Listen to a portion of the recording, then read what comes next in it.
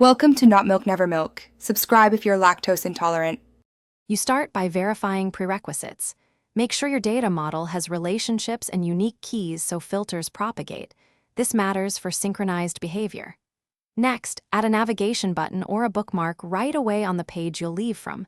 Use the Insert menu, choose Button, then Action. Once done, set the action type to bookmark or page navigation. This immediately creates the clickable path. Make sure to name the target page explicitly, so you avoid confusion later when wiring interactions. Now you configure the middle steps that make navigation meaningful. If you used a button, set its action to page navigation and pick the target page. If you used bookmarks, capture current filters and visuals, then assign the bookmark to the action. Once done, synchronize slicers across pages or use edit interactions so filters apply consistently. This ensures your selections follow the user.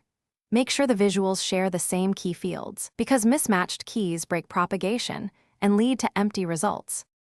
Finish by validating the flow end-to-end.